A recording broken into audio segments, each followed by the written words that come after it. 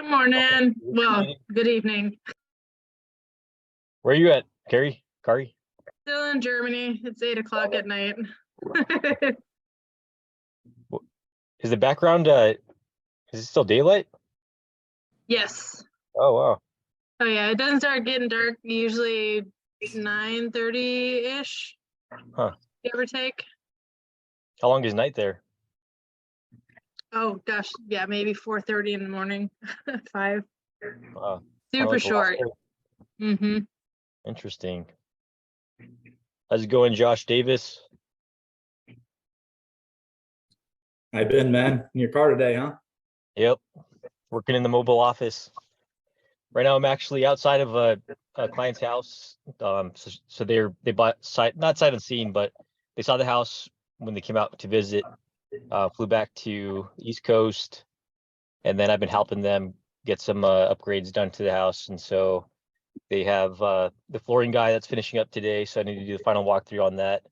And then they also have some items being delivered, some appliances that they're replacing. So some of those random tasks, they don't necessarily fall into the billet description for a realtor, but when you're wanting to go above and beyond for the client, both primarily just to like have that lifelong impact in that relationship with them, but also future business.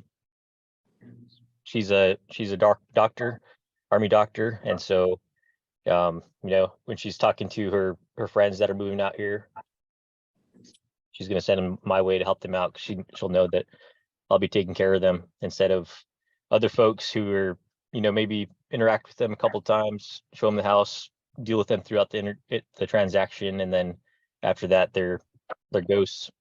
I like to establish that lifelong relationship with folks. All right, looks like most of the people are in here. Today we're going to be doing practice with doing a buyer consultation. So in the past we've done script practice with talking to buyers for the first time, so just leads, establishing that conversation, seeing if they want to rent or buy, convincing them to want to buy because of the financial incentives of buying versus renting. While today we're going to be practicing, you already have established that they want to buy a place, and now you're talking them through the process, as well as preparing them for the expectations for the process of buying. So what we're going to do is we're going to have 2 volunteers or voluntold folks, and we're just going to right off the bat just practice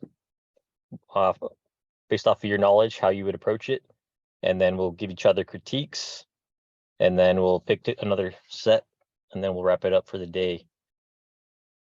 So who wants to be our 2 volunteers?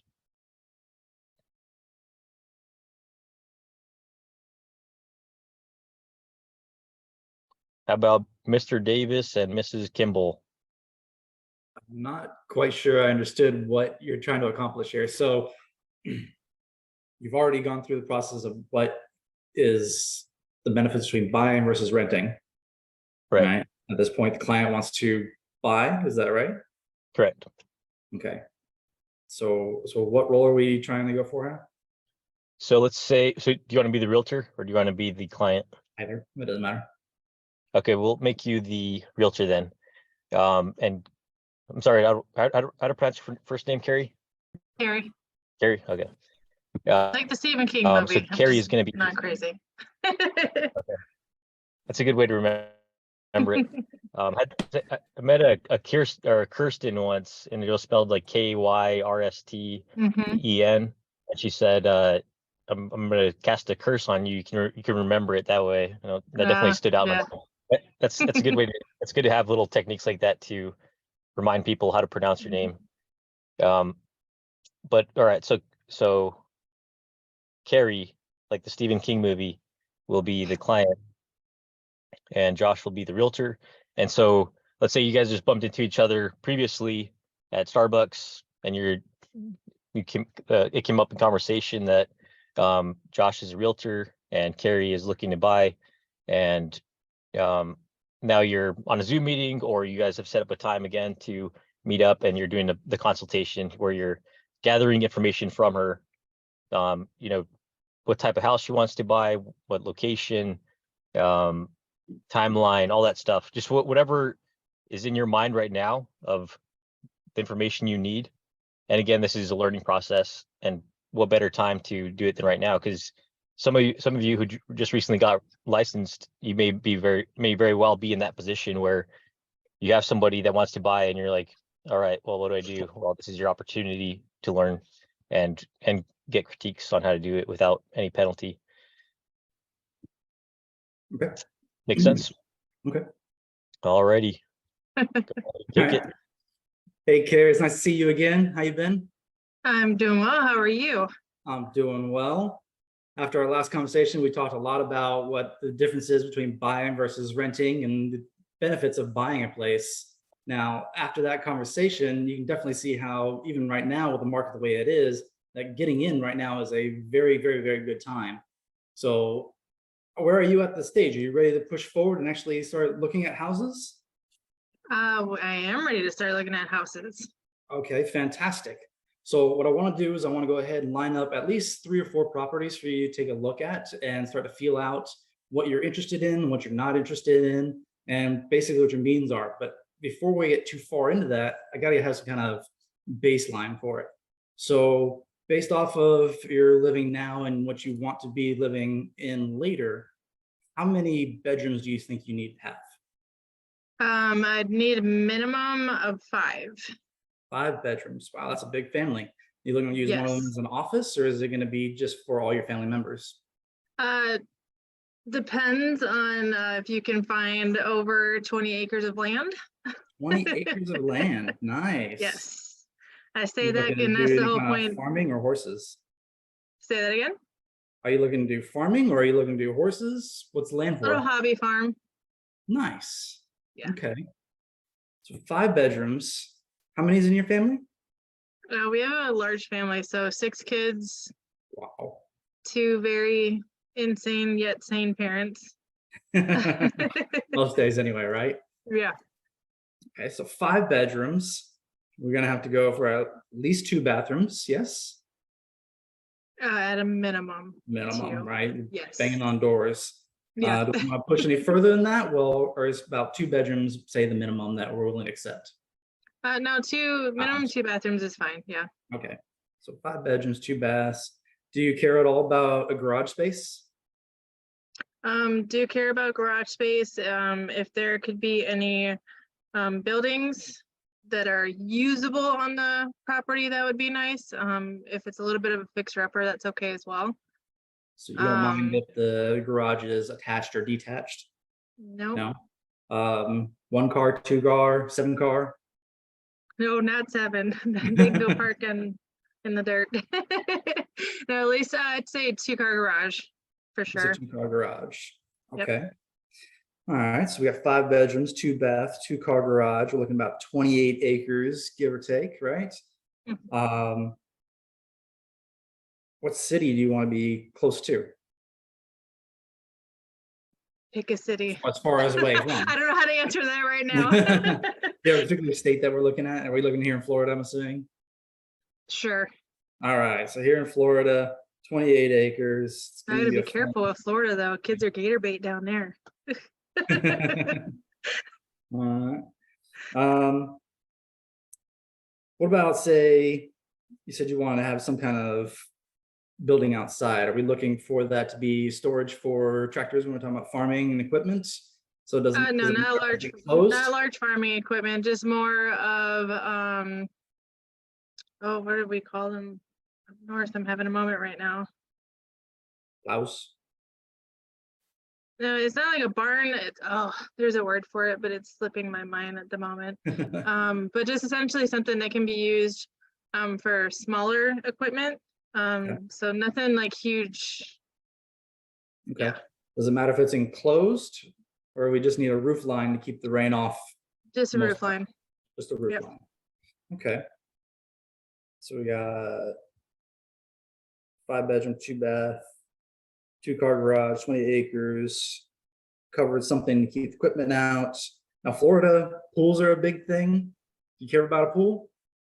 Only if it's got a fence around it. All right, nothing to go chase after I've then. seen, Okay.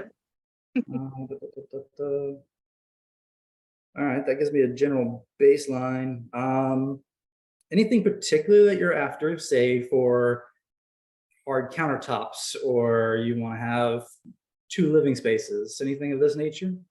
No, not picky when it comes to that. Like I said, if it is a fixer upper, that's fine. If everything is already done, that's fine. My end plan anyways is gonna be completely different from what any house already has built anyways. So it'll end up being a personal DIY project anyways, so impartial.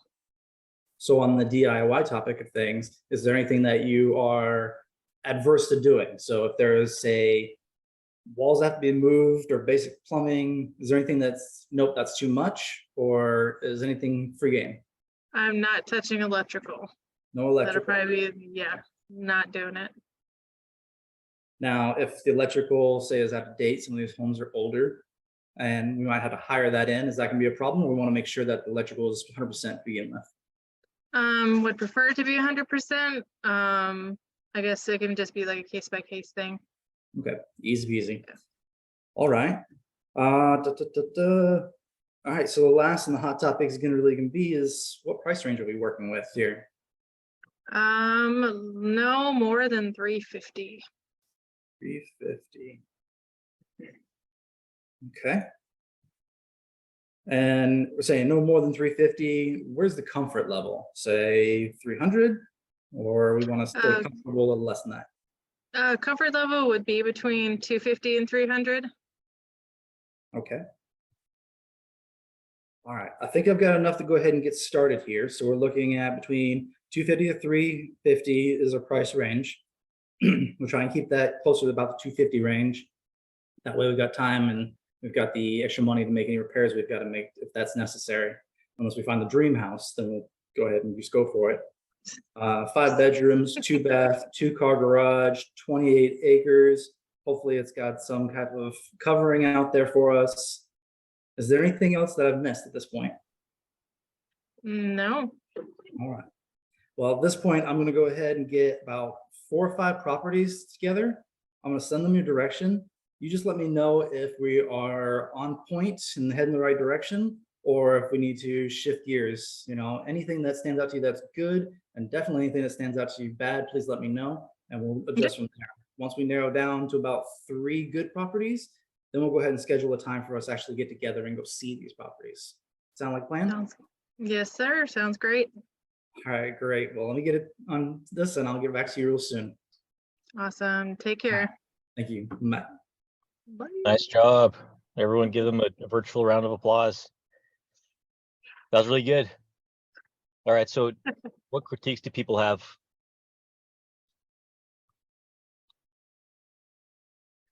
You have anything, Luis?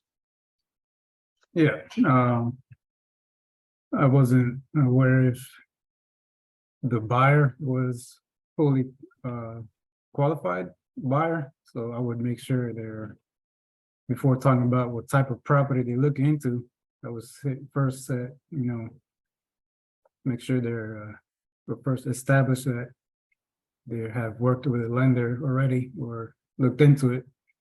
If not, I can set them up with the recommended lender and see what they can afford. So, and then after that, we can move forward with property details. And so the main point I would try to get out of the call is set up an appointment at a later date so we can discuss more into details of what property they're looking for.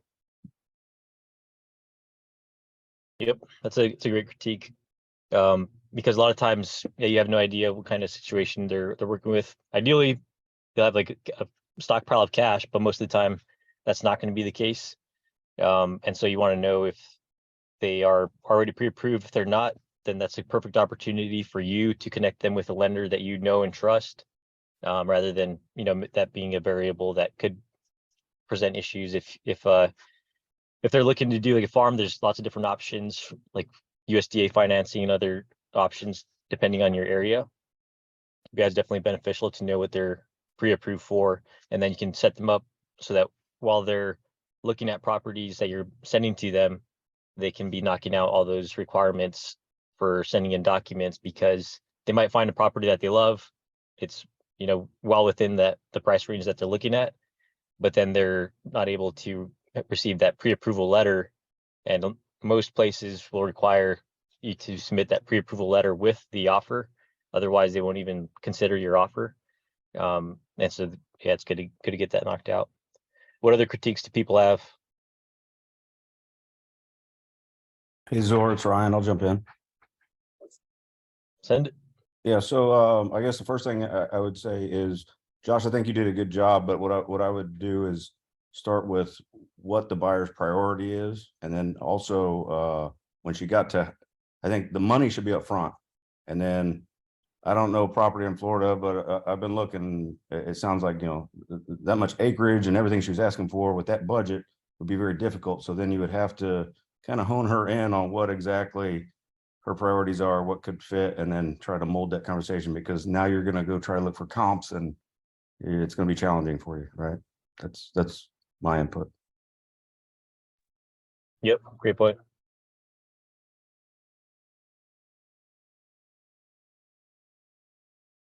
What else? Thank you for that, Ryan. Josh and Carrie, do you guys have any critiques for yourselves? I personally don't. But you're not wrong, Ryan. I've actually looked in Florida for acreage and larger houses, and it's either one or the other. It's very rarely that you find both of those together, and if you do, they're way above that price range. But yeah, I actually fell into an issue. Outbuildings, that was the word I was looking for earlier, by the way. Something so simple. But I ran into a situation because we were looking to buy a small hobby farm up in North Dakota. But because the outbuildings weren't in really good condition, like all of the funding and everything fell through and wouldn't get approved until I think we had to actually tear down at least 80% of them. And we ended up not going through with it, but yeah, it's knowing that price point, or if you're pre-approved up front, is definitely beneficial. It saved us a lot of headache. Thank you, Carrie. Were you gonna say something, Josh? No, everybody pretty much made the points that even I was considering. So Nice. And I think probably the reason you maybe didn't start with talking about money is because it kind of feels awkward, like just right off the bat, like, all right, what price are you working with? And it kind of gives the impression that all you care about is the money, when in reality, like, that is the most important thing, because if they can't afford it, then why are we even having this conversation? But a way to soften up that conversation is by building rapport at the beginning. So one thing that I learned from one of my mentors was just try to see how long you can go without talking about anything real estate related. And in that process, you can gather a bunch of information that you ended up gathering, like the family size, the priorities and all that, what the purpose of the property is and all that, by just having a conversation with them. Like, hey, so you're moving to the area, like what's your situation? You're getting out of the military? Is it for work? What's the reason you're relocating to this area? Just having a conversation with them as long as you can. And it doesn't have to be like real estate related, just establishing rapport, finding things that you have in common. Oh, or is it you want to move to this area because of your kids are going to play sports at this certain high school or whatever. Oh yeah, my kids play sports as well. Oh yeah, I love going to their games and supporting them, blah, blah, blah. Like just building that rapport to establish that connection. And then you can start leading in with, all right, so are you familiar with the price range out here? Are you pre-approved, all that stuff? But really nice job with just off the cuff buyer consultation. Any other last critiques before we get another two volunteers? All right. Luis and Ryan. You guys ready to do it? Sure, why not? All right, who wants to be Yeah. the realtor?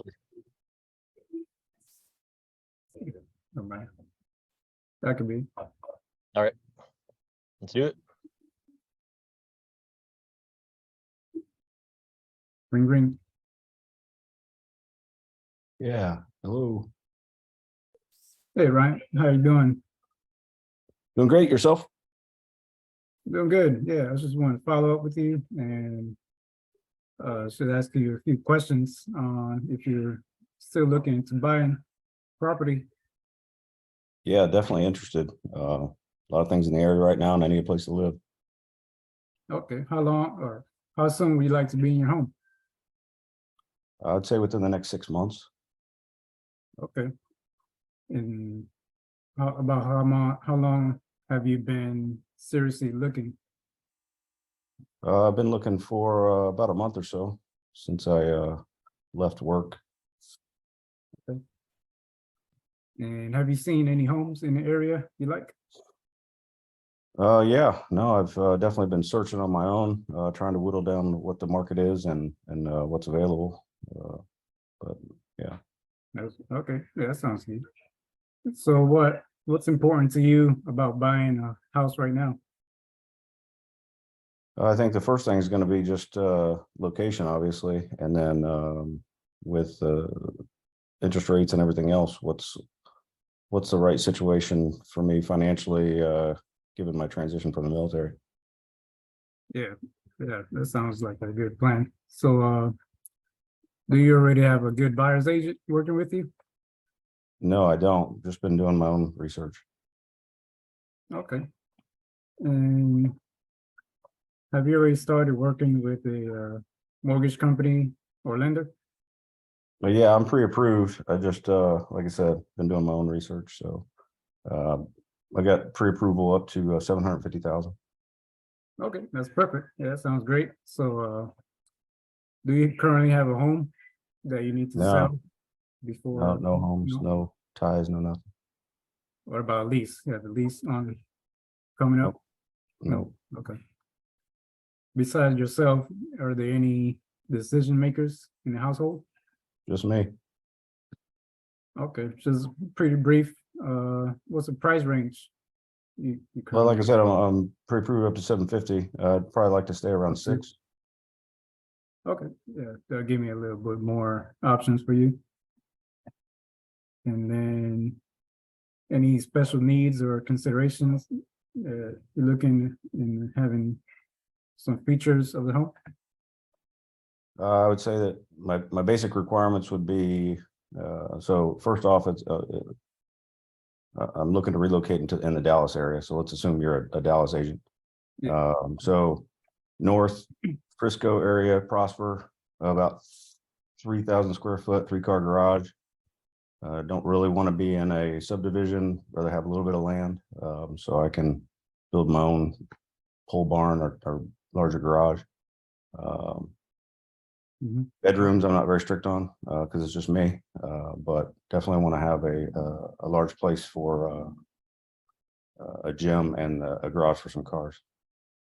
Okay, that sounds great. So it sounds like you're ready to get to the next step and get you one step closer to your new home.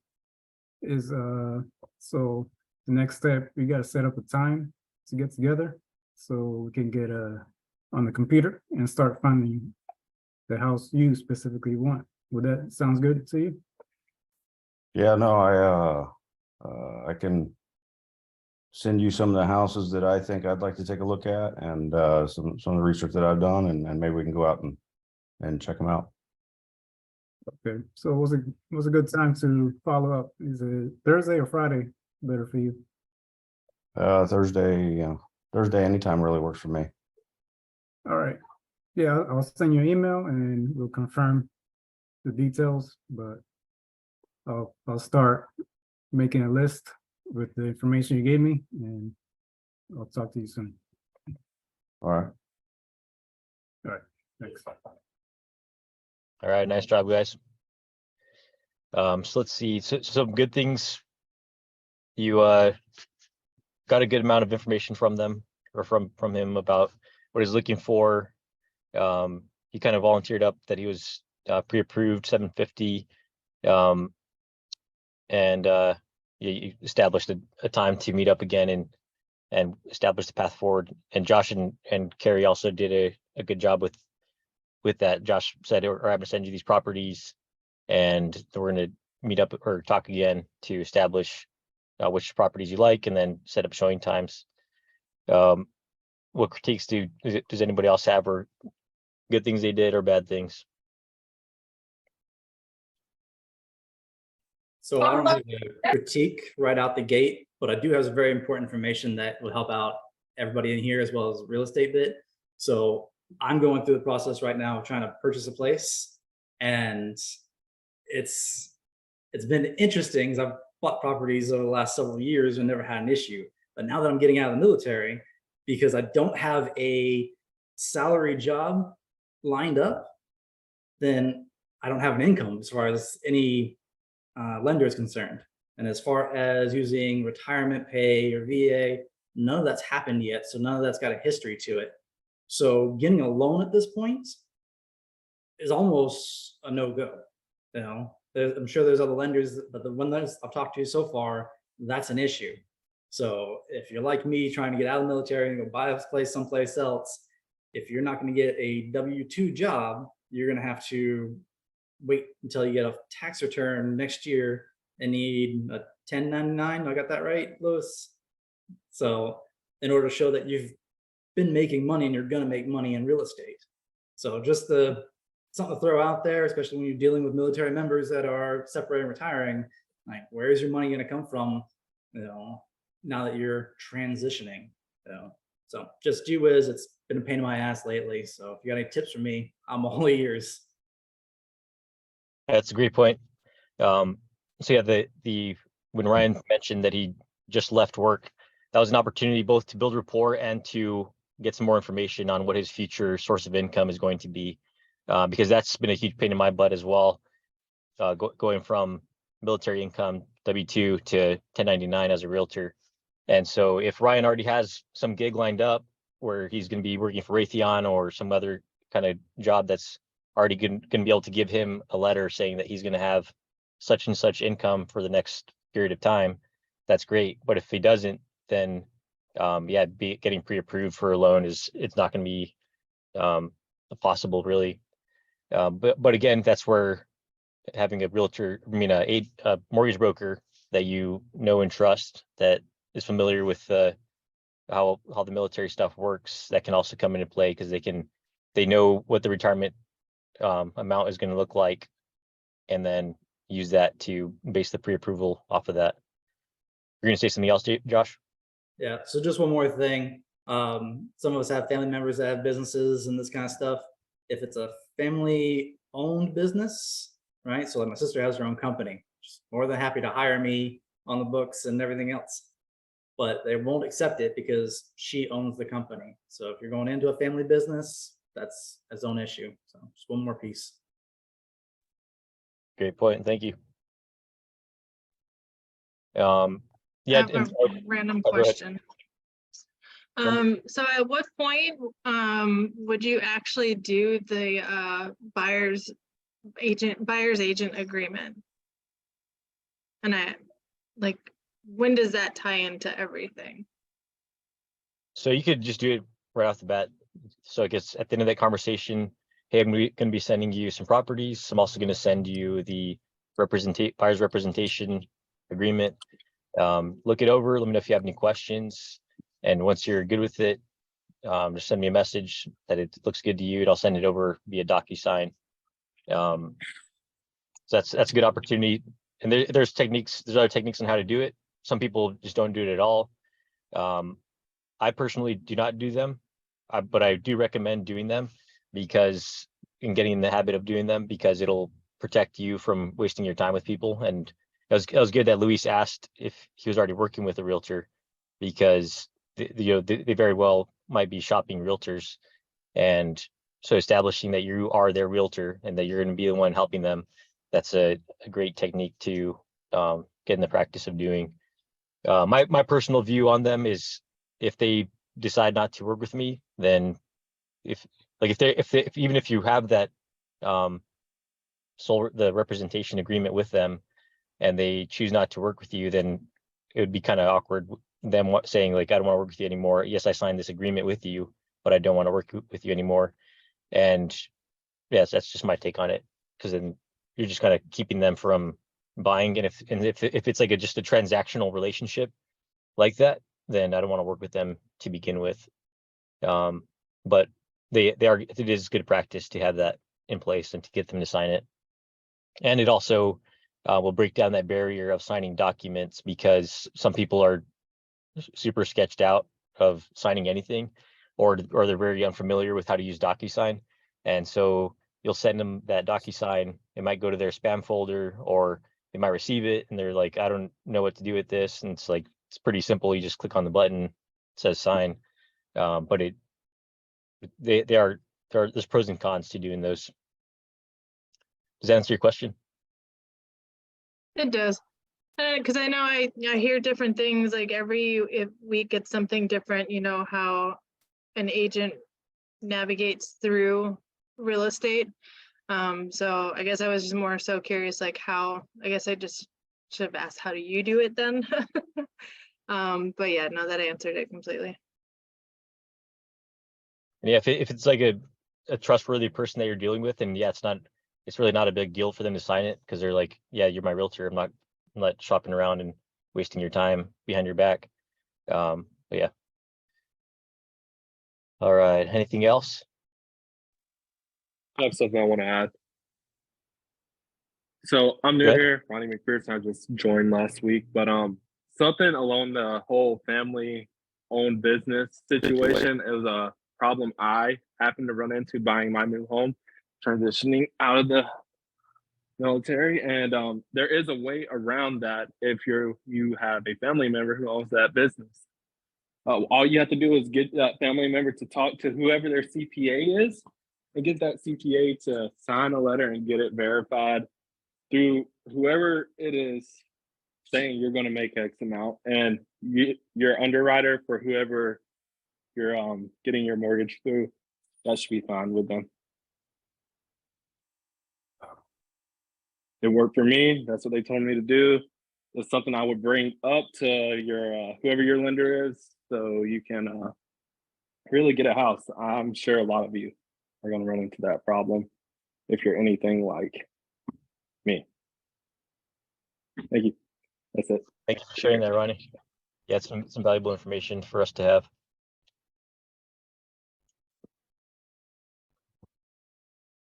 All right. Any other recommendations?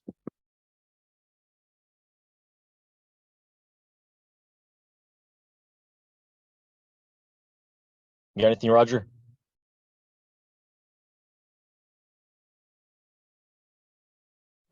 Nope, all good here. I'm just kind of watching, seeing how the calls work, because this is my first one. So I'm just kind of observing and seeing how all this ties together. Because I started my real estate licensing last week, so I'm going through a course and just trying to tie it all together mentally. Okay, sounds good. Welcome to the team. Appreciate it.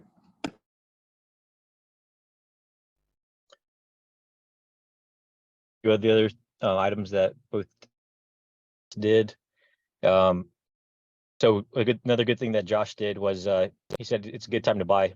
So that's a good opportunity to explain what market conditions are and to set expectations.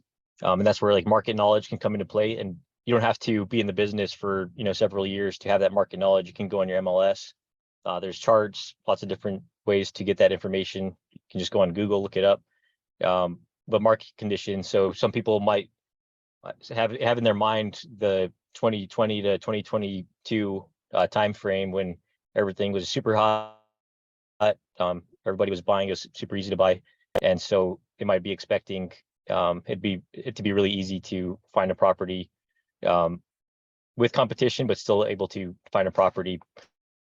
But it's good to prepare them on what the market's looking like, how many offers most houses are getting, all that stuff, how long properties are sitting, so that if Carrie finds a farmhouse that's 250K, 20 acres, everything, and it just came on market, if Josh informs her, okay, the average time a place is sitting on the market is 3 days, then it's gonna let her know that it's going to be crunch time to get that pre-approval knocked out, get all the documents in so that they can get that offer submitted in time.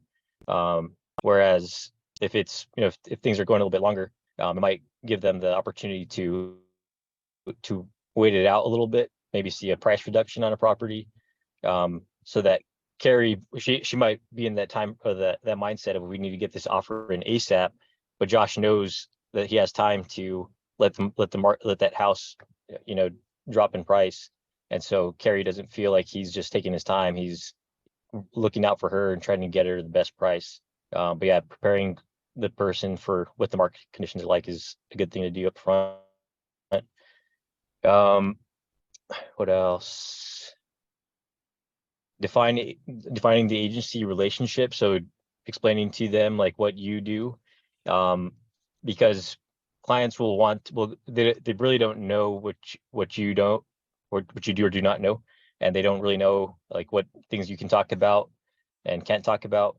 And so they might ask, you might be out checking out some properties and they're like, oh, so what's my payment going to be on this place? And your lender might give you, a rule of thumb of how to calculate what the mortgage is going to look like. But it's best to just leave that topic of conversation to the lender, because you don't want to say like, oh yeah, based off of the rule of thumb, this place is going to be about $2,000 a month. And then you find out rates just spiked and that mortgage is actually going to be double. And then your client's like, what the heck, you said it was going to be half this amount. Or it might be in an area where insurance is ridiculous, all those different factors. And so you just want to try to divert those questions to the lender. So you can just tactfully say like, oh, that's a great question. I'm going to call up the lender and he'll give you the detailed breakdown of what that monthly payment's going to look like for you. Or if they're asking questions about insurance or taxes, whatever, hey, I'll give you the phone number for my tax expert and they'll talk to you about all the details about all of that. Does that make sense? All right. All right, who wants to be our next volunteers? We'll do one more set and wrap it up for the day. Andrew Mitchell and Roger. Roger, you can be the client and Andrew's going to be the realtor.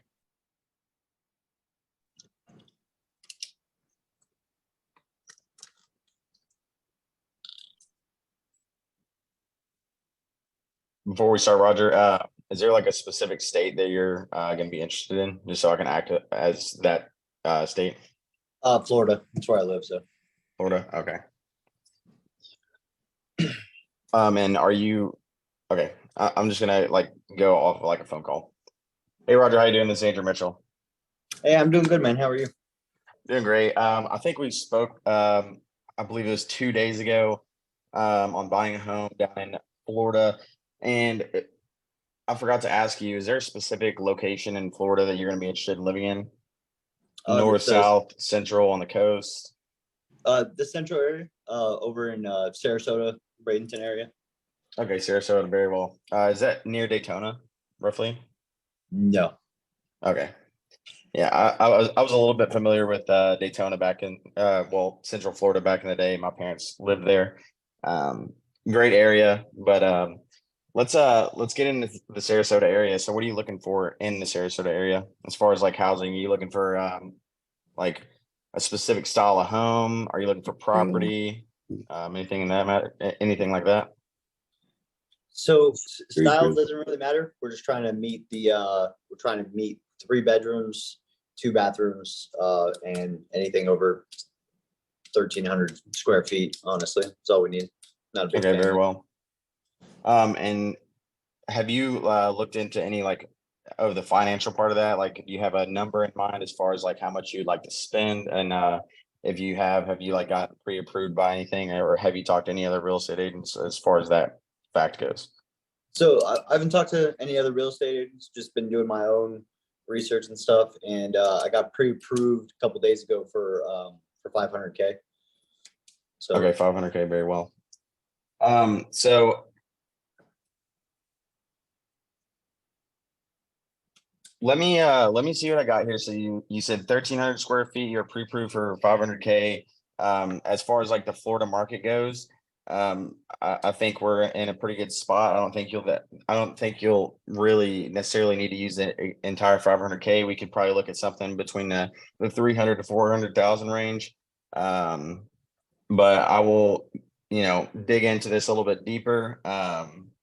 And you said 1,300 square feet with a minimum of 3 bedrooms. And do you prefer 1 or 2 story?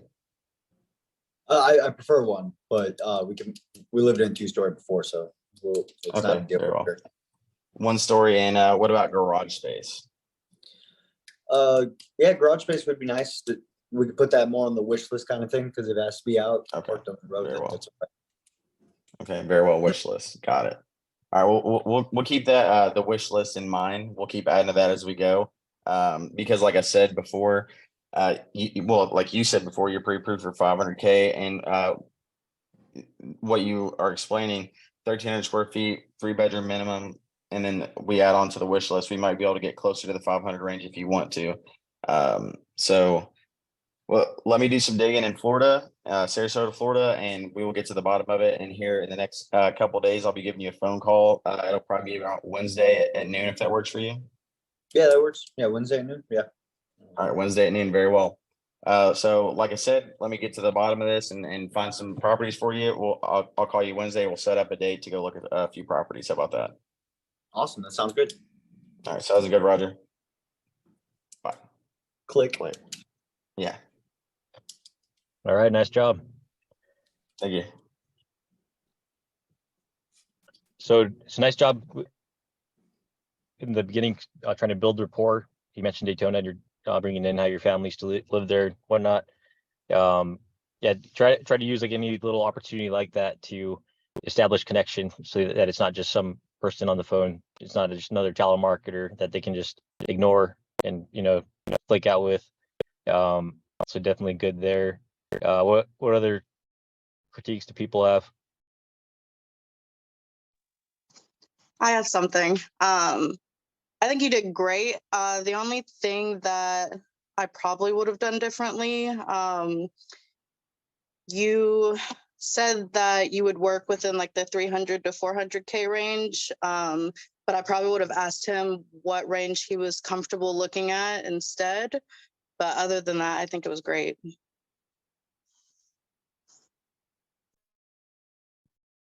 Thank you, Shyla.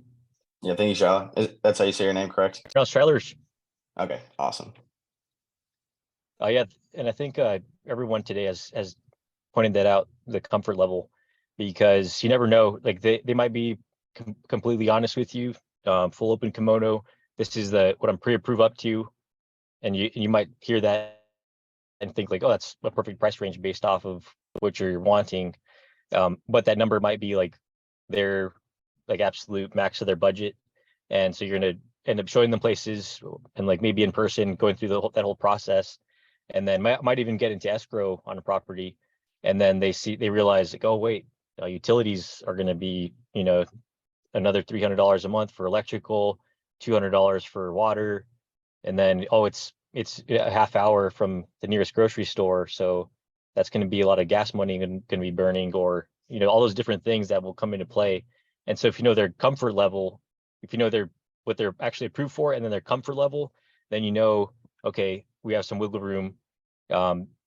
Ideally, you want to keep it down in this lower price range so that they're not stressing out through the entire process and thinking about like, so when J1 comes around, the home inspection, and it's like, oh, it needs some electrical work, it needs some new windows because the old windows are leaking and cracked.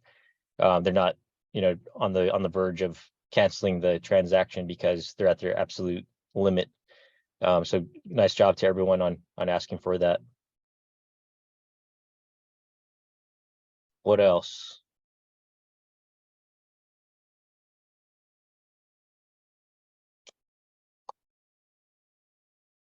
All right, nice job everyone today.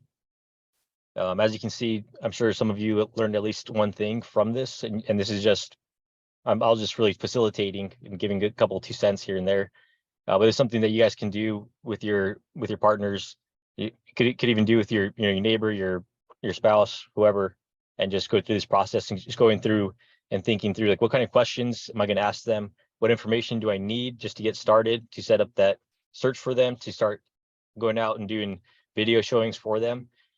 Because that's all, it's very minimal information that you need from them just to get the process started. And not only is it going to allow you to shop for them, but when you're going out there doing showings, especially as a brand new agent, take videos of the property that you're checking out for them. Even if they don't say like, oh, I absolutely love this property, I want to see it. Just go out there, take a video of the place, especially if it's a sight unseen person. Take a video. It does, and you don't have to say, hey, Carrie, this house is for you. You just can just say, hey, I'm here at 764 Oneava, checking out this place. You don't have to put a name in there, so that if other clients that you're shopping for, or if you want to post it on social media, whatever, you can multiply your efforts through that. Yeah, nice job, everyone. Any questions about this, about anything in general, the program, transitioning out, etc.? Roger? So one concept I'm struggling with is while going through the licensing program is the difference, like the true difference between a client and a customer. I know there's some representation, some fiduciary duties differences, but like they seem same, but I know they're not. And I'm not trying to mentally try to figure out how they are two very different things. You mean the difference between like a lead and a client? Or No, so through the CE shop, they Yeah. they were covering the whole thing about the laws in Florida, and like there are like laws against doing certain things for a customer versus doing it for a client. And it's like the main difference that I've been seeing so far is having the representation agreement. And then after that, you owe, you know, obedience, loyalty, and all that stuff to your client. But I was just curious if you, in your experience, has there really been a, like, do we play in the gray area, like the real life experience versus the school life experience? I would say that mostly applies in situations when you're doing dual representation. So if you had a listing and somebody comes in that's unrepresented, and then you're helping them with that transaction on both the representing the sellers and the buyers, Okay. you have fiduciary duty to protect both sides, which then it gets kind of complicated. But yeah, you want to protect, like, you don't want to tell the seller, hey, this person's approved up to 350, your place is selling for 275, but they could probably give you 300, and both sides of, like, you don't want to share that information, because then you're violating that fiduciary duty obligation. Does that make sense? Yeah, no, that makes sense. Dual representation is not a lot in Florida, so that makes it super easy. Nice. All right. But yeah, having that maybe in Florida it's a bigger deal to have that the buyer's representation agreement, so that would just clear up the whole thing. Gotcha. Josh? So let me take that a little bit further. So imagine that you're selling a house for a customer, for your clients, right? You're the seller's agent now, and you're in the house, you're doing an open house, people are coming through, and somebody comes in, I really like this house, I really want to get involved in it. And now that kind of plays in that whole, what side of the fence are you on, right? At the end of the day, your client is the seller. So you're not going to divulge any information about the seller and what they're capable of taking and this kind of stuff. You know, you're just the client. So I'm going to give you what I have to give you by law, but I'm not going to give you anything more than that, essentially. I'm going to treat you right. I'm still going to help you out and point you in the right direction. But I work for the seller. I don't work for you. You're just my customer. That helps. Yep, that's a great point. Yeah, you don't want to say, like, yeah, the seller wants $1 million, but realistically they'll accept 800. You want to send the offer in. I'll present it to the seller, and we can go from there. Just kind of Heisman that the questions for the specific details about what they're willing to bring their price down to. And then same when you're representing buyers as well.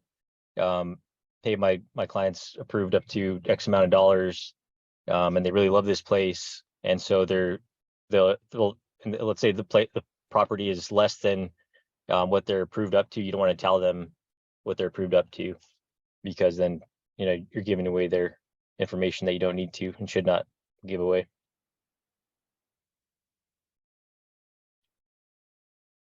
All right.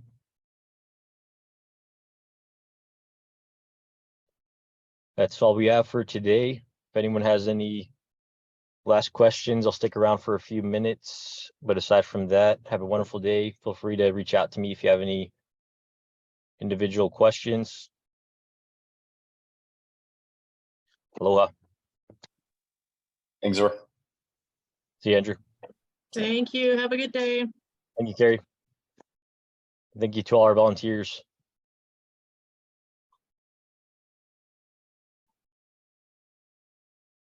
Hey, Zoar, Ryan here. Just as everybody's falling off, you say you're going to stick around for a second. What are you experiencing in the real world as far as financing with the current market and everything else? Are you getting people who have pre-approvals who aren't financing's not going through, or what's the pulse right now? So right now they have you heard of the 2-1 buy down program? No, I'm brand new to all this. So Okay. So I'll rewind real quick to 2020, 2022, when rates were still low. So everyone was like, oh, 2%, 3%, this is amazing. I can buy a house for almost nothing. And so they had that in mind. And then a year later, rates pretty much doubled. And so now people were terrified to buy. Banks ended up making the decision to do this 2-1 buy down program where the seller will give a credit, which basically just pays for the interest for the first couple of years, or whatever amount you negotiate for. So that seller is giving a credit to the buyer to pay down their interest rate. And what it looks like is it brings your interest rate down by 2% for the first year, 1% for the second year, and then back to the full percent. So for example, if the current rate is 7%, the seller will give a credit to pay down the interest rate. So then it'll go from 7 to 5 for the first year, and then it'll be 6% in that second year. And then the third year it goes back up to that full 7%. And the idea is it makes the monthly payment a little more affordable for that first year. And then hopefully interest rates will drop down somewhere in there, and then you can refinance and lock in a better permanent interest rate. But that's one way to overcome that hesitancy to buy because of the interest rates. But there's once they're pre-approved, and if they're okay with that dollar amount and all that stuff, then everything's fine.